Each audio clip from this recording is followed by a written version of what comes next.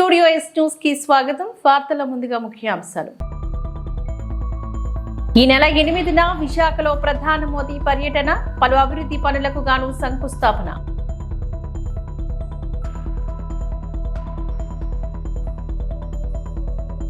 Navy విన్యాసాలు తిలకించేందుకు ఈ నెల 4న విశాఖ రానున్న సీఎం చంద్రబాబు నాయుడు.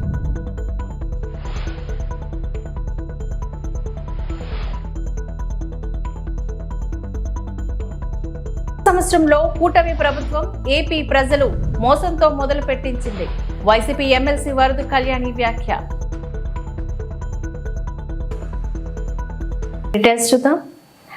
ప్రధానమంత్రి నరేంద్ర మోదీ విశాఖ పర్యటన ఖరారైనట్లుగా జిల్లా యంత్రాంగానికి సమాచారం అందింది.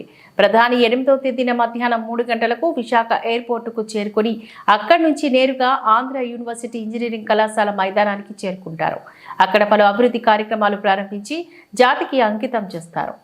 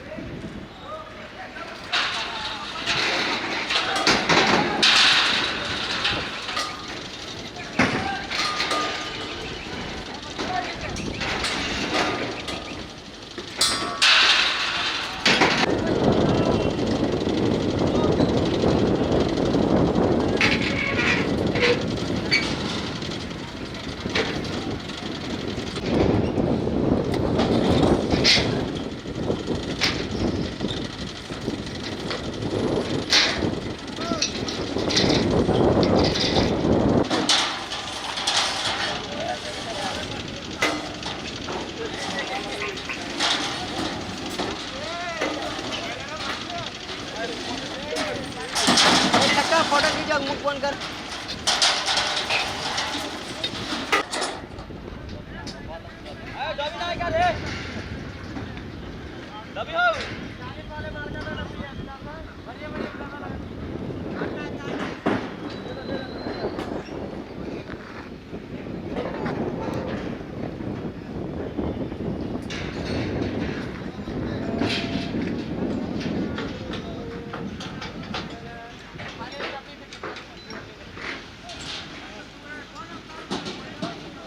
విశాఖలో ఈ నెల 4వ తేదీన జరగనున్న నేవీ విన్యాసాలకు సీఎం చంద్రబాబు విశాఖ రానున్నారు. ప్రత్యేక విమానంలో విశాఖకు చేరుకొని ఆర్కే బీచ్ లో తూర్పు నౌకాదళం విన్యాసాలను తిలకిస్తారు. సాయంత్రం 6:45 నేవీ అధికారులు ఇచ్చే విందుకు హాజరవుతారు. అదే రోజు విమానంలో విజయవాడకు తిరిగి పయనమవుతారు. సర్వం సిద్ధం చేస్తున్నారు. ప్రతిష్టాత్మకంగా నిర్వహిస్తున్న నేవీ డే ఉత్సవాల ఏర్పాట్లలోని అవసరమైన విద్యుత్ దీపాలు, పరిశుభ్రత పనులు చేపడుతున్నారు. భూమిపై ఉన్న లక్ష్యాలపై కూడా దాడి చేయగలరు. Ladies and gentlemen, Fire and Flares Submarine Vela is commanded by Commander Kapil Kumar and Commander Mahesh. The helicopter will carry out a highly coordinated maneuver as it will insert a team of Marine commandos behind enemy lines. అటువైపు నుండి వేదికను సమీపిస్తున్న C-King-42 Charlie హెలికాప్టర్ని మనం చూడగలము. దీనికి నాయకత్వం వహిస్తున్నది commander Yuvraj Kumar. Marine కమాండోల ద్వారా అత్యంత సమన్వయంతో కూడిన యుక్తిని ప్రదర్శిస్తారు. देवी और सज्जनों, अब हम मरीन कमांडोज द्वारा एक रोमांचक प्रदर्शन का साक्षी बनेंगे, जहां वे अपनी अद्भुत సిదరింగ్ అని పిలువబడే సాంకేతికతను అమలు చేయడం ద్వారా మార్కోలను తాడుల సహాయంతో పడవల్లోకి వేగంగా దిగేలా చేస్తుంది. स्लिदरिंग उन स्थानों पर मरीन कमांडोज को तैनात करने का गोपनीय रूप से और रात के अंधेरे में किया जाता है. ఈ ప్రదర్శనలో వారి ఉనికిని మనకు తెలియచేయడానికి పొగను ఉపయోగిస్తున్నారు. వాస్తవానికి ఈ ఆపరేషన్ రహస్యంగా చీకటిలో జరుగుతుంది. Presently, they are firing flares and have lit smoke markers for ease of visualization. In actuality, this operation happens in stealth, undercover, and cloaked in darkness.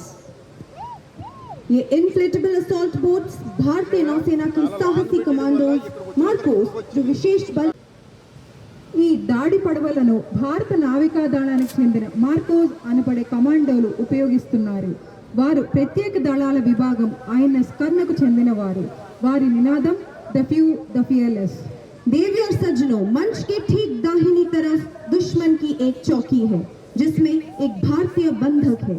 हमारे कमांडोज इस चौकी को नष्ट करके अपने नागरिक को छुड़ा ले गए हैं. दाहिनी तरफ से 2 लाइट सपोर्ट दल बंधक को सुरक्षित स्थान पर ले जाने के लिए आगे बढ़ने वाले हैं. युद्ध का ये सजीव चित्रण आपको निश्चित रूप से विस्मित कर रहा होगा. ఇప్పుడు మనం భారత నావికా దళానికి చెందిన కమాండోలు చేస్తున్న అనుకరణ బందీల రెస్క్యూ ఆపరేషన్ను చూస్తున్నాము. एक तरफ आप गोलियों की बौछार होते हुए देख पा रहे हैं और दूसरी तरफ देख पा रहे हैं कि नौसेना सर्च और रेस्क्यू का ऑपरेशन कैसे करती है. इस समय मरीन कमांडोज द्वारा बंधक को छुड़ा लिया गया है और लाइफ सपोर्ट वाहन बंधक को सुरक्षित स्थान पर ले जाने के लिए पोस्ट पर पहुंच चुका है. गोलियों की बौछार के बीच सीना तान कर चलने वाले इन मरीन कमांडोज के लिए एक बार जोरदार तालियां देवी और सज्जनों.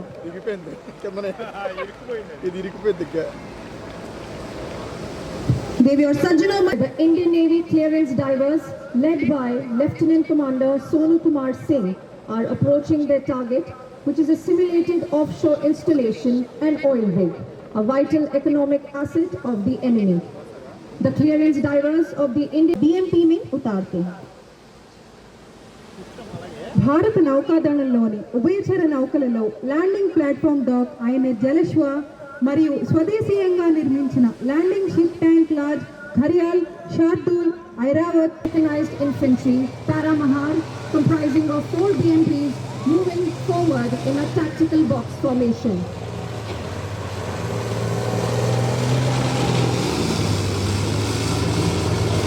ये बदलते हैं जबर माटे ना भाई ये तो यार. Ladies and gentlemen, the platoon is now under enemy fire and will adopt the fire and move by leapfrog method, wherein 2 BMPs are moving forward to launch their attack, while the other 2 BMPs that can be seen on the right side of the grandstand are providing cover fire.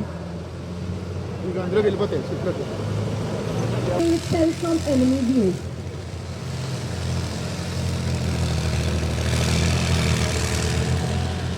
1,000 feet with a combat load and land with accuracy onto a given target.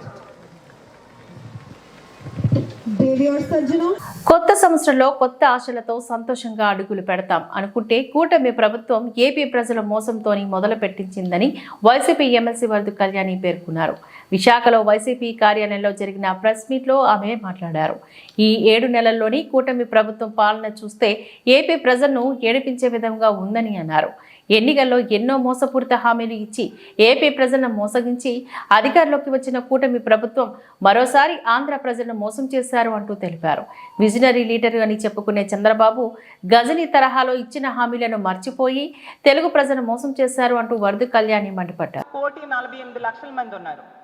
ఒక్క cylinder మొత్తం ఈ 1,48,00,000 మందికి ఇవ్వడానికి కూడా ఈ 895 కోట్లు సరిపోని పరిస్థితి. అంటే మొదటి సంవత్సరమే ఈ ఉచిత గ్యాస్ సిలిండర్స్ విషయంలో ప్రజల్ని మోసం చేశారు అనేది తేటతెల్లమైపోయింది. అలాగే మద్యం, గంజాయి గత 7 నెలల కాలంలో మనం చూస్తూ ఉన్నాము. మద్యం ఏరులై పారుతూ ఉంది. వీధికి ఒక బెల్ షాప్ చొప్పున తయారయ్యే పరిస్థితి కల్పించారు.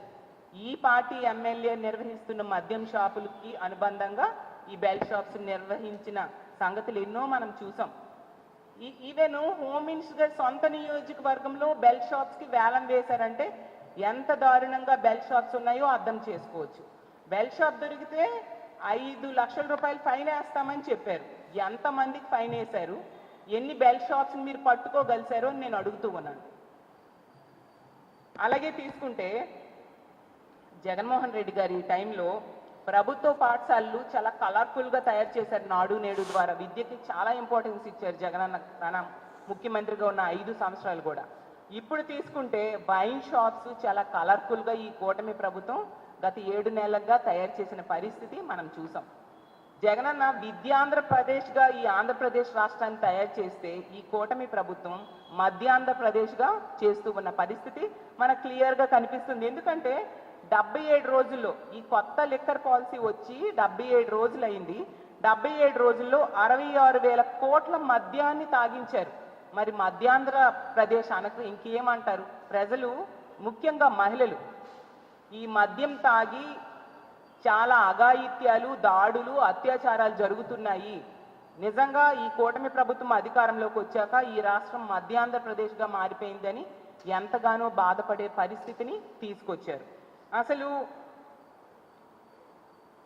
ఈ రాష్ట్రాన్ని, పేద ప్రజల జీవితాల్ని ఏం చేద్దాం అనుకుంటున్నారు మీరు అని చెప్పాల్సిందిగా అడుగుతూ ఉన్నాను. తీసుకుంటే 28,40,000 కేసులు బీర్ల అమ్మకాలు జరిగాయి. అలాగే 87,82,000 కేసుల లిక్కర్ అమ్మకాలు జరిగాయి. ఎంత ఘోరంగా బెల్ షాప్స్ పెట్టి మద్యం ఏరులై పారించేట్టుగా ఈరోజు ఈ కూటమి ప్రభుత్వం మద్యం పాలసీని అమలు చేస్తూ ఉన్న పరిస్థితి. అసలు పల్లెల్లో ఏటీఎంలు ఉండవు చాలా దగ్గరలో, కానీ ప్రతి పల్లె 370 కేసులు.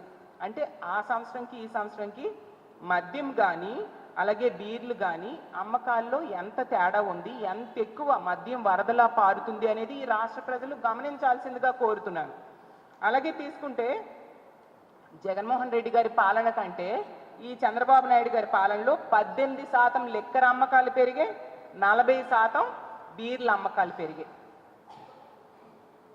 ఈ విధంగా మద్యం ఏరులై పారుతూ ఉంటే, మద్యం అవైలబిలిటీ ఎంత ఎక్కువ ఉంటే మరి ఈ మద్యం మత్తుకి బానిసయ్యి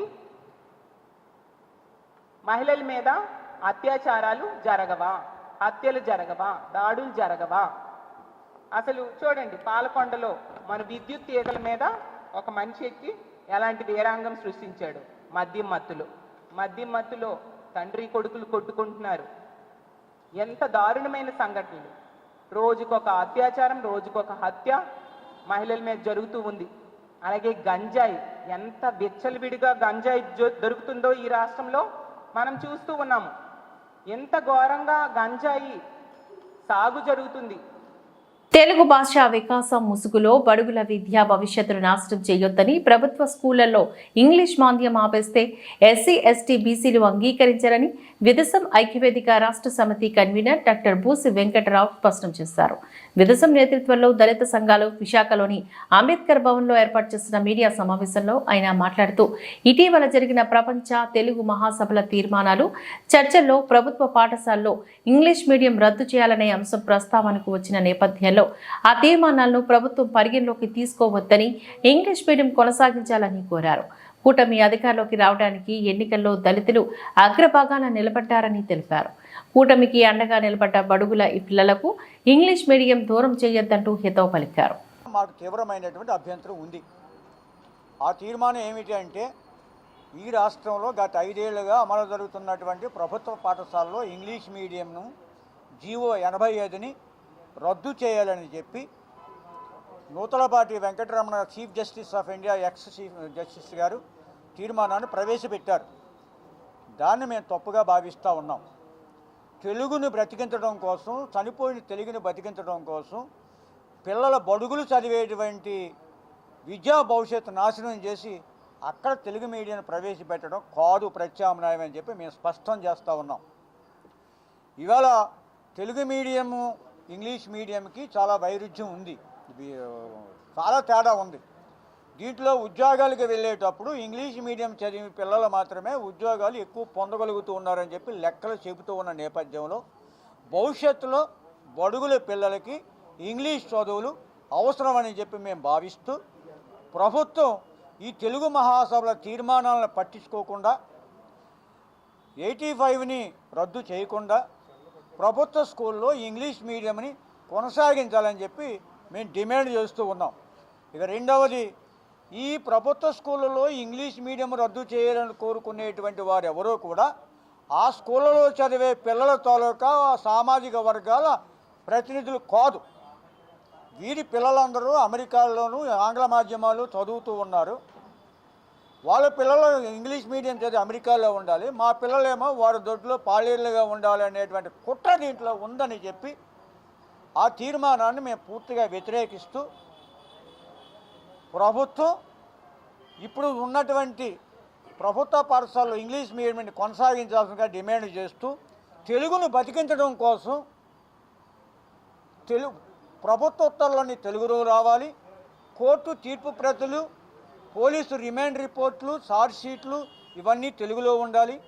తెలుగులో కవులు, తెలుగు కళాకారులకి ప్రత్యేక ప్రోత్సాహాలు, రిజర్వేషన్లు కల్పించడం ద్వారా తెలుగుని బ్రతికించండి. అలాగే పిల్లల ఇంగ్లీష్ మీడియంని కొనసాగించండి. ప్రతి స్కూల్లోనూ తెలుగు సబ్జెక్ట్ని ప్రధాన సబ్జెక్టుగా ఉంచుతూ పీజీ వరకు కూడా తెలుగు సబ్జెక్ట్ ఉండేటట్టు చేస్తే పిల్లలందరికీ తెలుగు వస్తుంది. పల్నాడు జిల్లా నరసరావుపేట మండలం ఎల్లమందలో పింఛన్ కార్యక్రమంలో సీఎం ఇచ్చిన హామీను అమలు చేశారు పల్నాడు కలెక్టర్. ఎల్లమంద గ్రామ వాస్తవ్యులు ఊలంగల ఏడుకొండలు కుటుంబాన్ని ఆర్థికంగా ఆదుకుంటామని, వ్యాపారం చేసుకునేందుకు సహకారం అందిస్తామని ముఖ్యమంత్రి చంద్రబాబు ఇచ్చిన హామీని జిల్లా కలెక్టర్ పి అరుణ్ బాబు వెంటనే అమలు చేశారు. ఏడుకొండల ఇంటిని జిల్లా కలెక్టర్ పి అరుణ్ బాబు సందర్శించి ఎయిర్ కంప్రెషర్ను అందజేశారు. మంగళవారం ఉదయం ముఖ్యమంత్రి జిల్లా పర్యటనలో ఉల్లంగల ఏడుకొండలకు ఇంటి వద్దే పింఛన్ను అందజేసి వారి కుటుంబ సభ్యులకు స్వయంగా కాఫీ తయారు చేసి మరీ ఇవ్వడం జరిగింది. ఆ సందర్భంగా ఏడుకొండలు కుటుంబ పరిస్థితులపై ఆరా తీసి ఆదుకుంటామని హామీనిచ్చారు. బీసీ కార్పొరేషన్ ద్వారా 5 లక్షల చెక్కును ప్రజావేదిక వద్దే ముఖ్యమంత్రి చేతుల మీదుగా అప్పటికప్పుడే అందజేశారు. ముఖ్యమంత్రి రాకతో తమ ఇంటికి వెలుగొచ్చిందని, హామీలు అమలు చేసి ఆ వెలుగు కలకాలం నిలిచేలా చేస్తారని ఏడుకొండల కుటుంబ సభ్యులు ఆనందం వ్యక్తం చేశారు.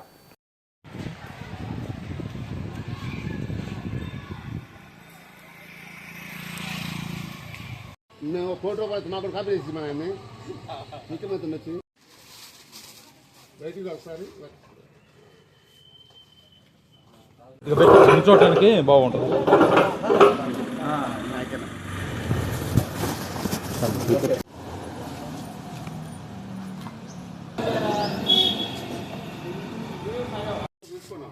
తీసుకోండి, అక్కడ ఉన్నట్టు విజువల్ కావాలి.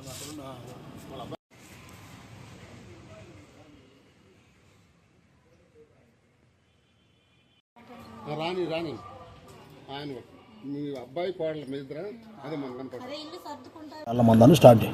నా పేరు సురేష్ అండి.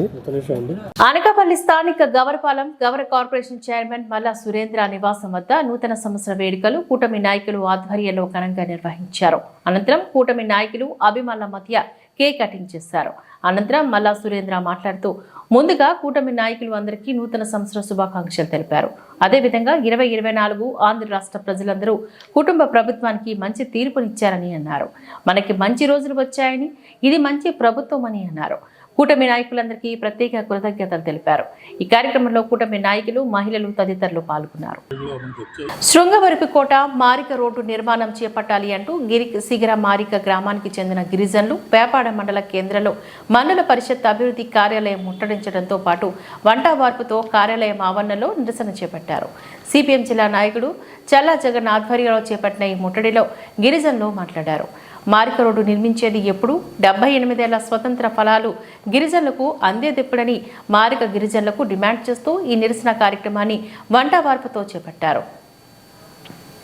గిరిశేఖర గ్రామమైన మారికకు రహదారి నిర్మాణం చేపట్టాలని, గిరిజనులమైన మాకు ప్రత్యేక పథకాలు అందించడంతో పాటు విద్యా వైద్య సౌకర్యాలు అందించేలా చూడాలని డిమాండ్ చేశారు.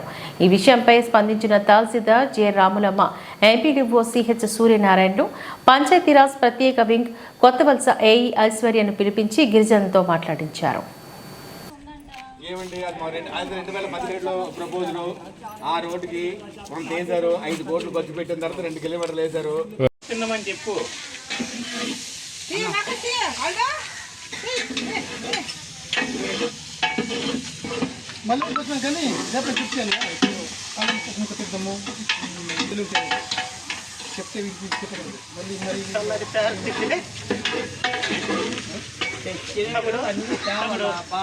చెప్పారు కదా.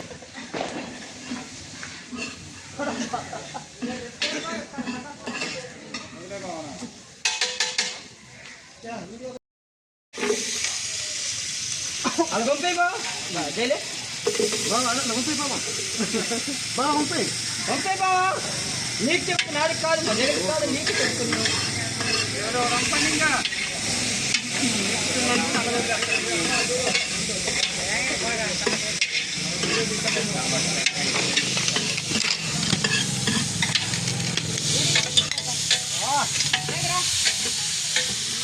ఎస్ రాయవరం మండలంలోని అడ్డురోడ్డు సమీపంలో కారులో గంజాయి తరలిస్తున్నట్లు సమాచారం రావడంతో ఇన్ఛార్జ్ ఎస్ఐ రమేష్ మా సిబ్బందితో దాడులు నిర్వహించగా 110 కేజీల గంజాయి పట్టుబడిందని నకపల్లి సర్కిల్ ఇన్స్పెక్టర్ లడ్డు రామకృష్ణ తెలియజేశారు. ఈ సందర్భంగా ఆయన మీడియాతో మాట్లాడుతూ ఒరిస్సా నుంచి నెంబర్ గల కారులోని గంజాయి తరలిస్తూ నకపల్లి మండలం వేంపాడు టోల్ ప్లాజా వద్ద వాహనాల తనిఖీ జరుగుతుందని తెలిసి వెనక్కి తిరిగి శ్రీనివాస లాడ్జీ వెనుక పక్క అనుమానాస్పదంగా ఆగి ఉండడం గమనించిన మా సిబ్బంది వారిని అదుపులోకి తీసుకోవడం జరిగింది. ఆ కారులో 22 ప్యాకెట్లతో 110 కేజీల గంజాయిని 2 వ్యక్తుల అదుపులోకి తీసుకోవడం జరిగిందంటూ తెలిపారు. గంజాయితో పట్టుబడ్డ కారు రికార్డులను పరిశీలించి చూడగా రాజస్థాన్ RJ30 CV 8575గా రికార్డులో ఉంది. రాజస్థాన్ వ్యక్తులు ఆ కారు నెంబర్ ప్లేట్ని AP40 BH3733గా మార్చినట్లుగా గుర్తించడం జరిగిందని పేర్కొన్నారు. ఈ గంజాయి రవాణాలో ఇంకా ఎవరున్నారు అనే అంశాలపై కేసు నమోదు చేసి దర్యాప్తు చేస్తున్నామని చెప్పారు.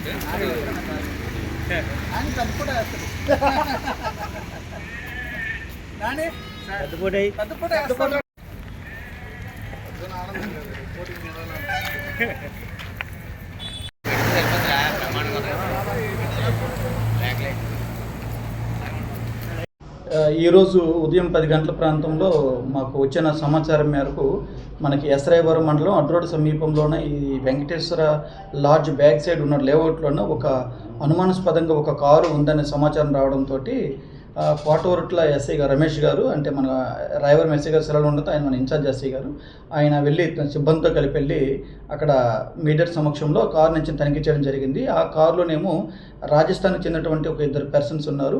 కారు నెంబర్ వచ్చేటప్పటికల్లానేమో AP40 BH 3733. వీళ్ళు రాజస్థాన్ వాళ్ళు కదా, ఈ AP రిజిస్ట్రేషన్ కారు ఎక్కడ దాన్ని అనుమానంతో మనం మరింత క్షుణ్ణంగా తనిఖీ చేస్తే అది RJ30 CB 8575 దాని ఒరిజినల్ నెంబర్ అని చెప్పి తెలుసుకున్నాము. కారులో క్షుణ్ణంగా తనిఖీ చేస్తే ఒక 22 ప్యాకెట్లు గాంజా ఉంది. ఒక్కొక్క ప్యాకెట్ కూడా 5 కిలోస్, టోటల్గా 110 కిలోస్ గాంజా ఉంది. దాంతో ఎస్సీ గారి మధ్యవర్తుల సమక్షంలో ఈ గాంజాయిని తర్వాత కారుని అదుపులోకి తీసుకున్నారు. ముద్దాయిలిద్దరిని కూడా అదుపులో తీసుకోవడం, తర్వాత గాంజాయిని సీజ్ చేయడము, అలాగే ఈ ఫేక్ నెంబర్తో ఉన్నటువంటి కారును కూడాను ఎస్సీ గారి నుంచి అదుపులోకి తీసుకోవడం జరిగింది. ఇటీవల మన ఎస్పీ సార్ తుహిన్ సింహసారి ఆదేశాల మేరకు, అదేవిధంగా మన ప్రభుత్వం తీసుకుంటున్న చర్యల మేరకు కూడాను గాంజాకి సంబంధించి మన జిల్లాలో ఎక్కువగా చెక్ పోస్టులు పెట్టడము, నిరంతరం కూడాను వాహన తనిఖీలు చేయడంతో ఈరోజు ఇది కూడా మనం ఈ గాంజాని పట్టుకోవడం జరిగింది. వాస్తవంగా ఇదేంటంటే వీళ్ళు గాంజా పట్టుకుని నేరుగా వీళ్ళు నక్కపల్లి టోల్గేట్ వైపు వెళ్తుండడం, ఆ క్రమంలో అక్కడ నక్కపల్లి టోల్గేట్ దగ్గర వెహికల్ చెకింగ్ జరుగుతుండడంతో దాన్ని తప్పించుకోలేక వెనక్కి రావడం, ఇక్కడ ఉండడంతో మళ్ళీ మనం పట్టుకోవడం జరిగింది. ఎస్పీ సార్ వచ్చిన తర్వాత మీరు గమనించే ఉంటారు, ఇటీవల కాలంలోన అనకాపల్లి సబ్ డివిజన్, అదేవిధంగా మన నర్సీపట్నం సబ్ డివిజన్లో చూసుకున్నట్లయితే దాదాపుగా 12 చోట్ల కంటిన్యూస్ వెహికల్ చెకింగ్ అనేది కూడా చేస్తున్నాము. దీనివల్ల మనం ఈ మధ్యకాలంలో ఎక్కువగా మనం గాంజాయి అనేది పట్టుకోవడం అనేది జరుగుతుంది. ఈ ఉన్నతాధికారుల ఆదేశాల మేరకు, అదేవిధంగా మా డిఎస్పీ సార్ ఆదేశాల మేరకు వీళ్ళని మరింత క్షుణ్ణంగా వీళ్ళని వెరిఫై చేసేసి ఇతర ముద్దాయిలు ఎవరైతే ఉన్నారో వాళ్ళని కూడా పట్టుకోవడానికి కూడా మనం నాటుసారా తయారీ స్థావరాలపై నర్సీపట్నం పోలీసులు ముమ్మర దాడులు చేపట్టారు. జిల్లా ఉన్నతాధికారులు ఆదేశాల మేరకు Narsipatnam rural police station SI P Rajarao మరియు సిబ్బంది ఈరోజు నర్సీపట్నం మండలం ధర్మసాగరం గ్రామ శివారులో నాటుసారా తయారీకి సంబంధించిన స్థావరాలపై సమకమైన సమాచారంతో నర్సీపట్నం రూరల్ ఎస్ఐ సిబ్బందితో మెరుపు దాడి చేయగా నాటుసారా తయారీకి ఉపయోగించే పులుపు సుమారు 3000 లీటర్లను ధ్వంసం చేయడం జరిగింది. అదేవిధంగా నాటుసారా తయారీకి ఉపయోగించే సామాగ్రిని కూడా ధ్వంసం చేయడం జరిగింది. ప్రజలకు పోలీసు వారి విజ్ఞప్తి ఏమనగా, ఎక్కడైనా నాటుసారా తయారీ కానీ అమ్మకాలు కానీ అక్రమంగా మద్యం అమ్మకాలు జరిగినట్లుగా అయితే పోలీసు వారికి సమాచారం ఇవ్వాల్సిందిగా కోరుకుంటున్నామని, అదేవిధంగా ఎవరైనా నాటుసారా తయారు చేసినా అమ్మినా చట్టపరంగా కఠిన చర్యలు తీసుకుంటాము అంటూ హెచ్చరించారు.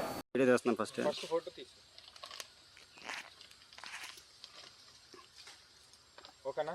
వీడియో తెస్తున్నాను, చూపించింది సారా ఇదంతా దగ్గరకు వచ్చి పులుపులు సారా తయారు చేయడానికి వాడే పులుపు ఇది ఎఫ్జే వాష్ అంటారు. ఎఫ్జే వాష్ సార్ ఇట్ల మీద కూడా కేసులు కట్టాం కదా సార్ అప్పట్లో. అది చూపించి అది అది తిరుమూర్తులు అక్కడికి వెళ్ళి మనం చూస్తారు కానీ అది ఓపెన్ చేసి వీడియో పాజ్ పెట్టి అక్కడికి వెళ్ళాలి.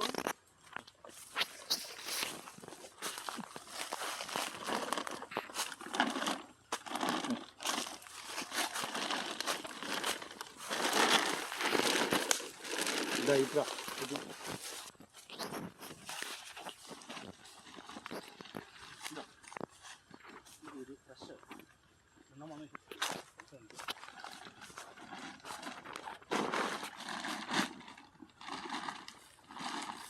అక్కడికి వెళ్ళాము. వీడియో పాజ్లో పెట్టి అవునా ముందుకేమైంది?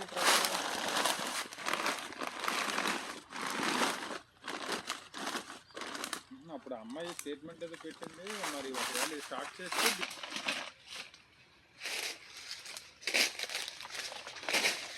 కావాల్సిన 3 పదార్థాలు యూరియా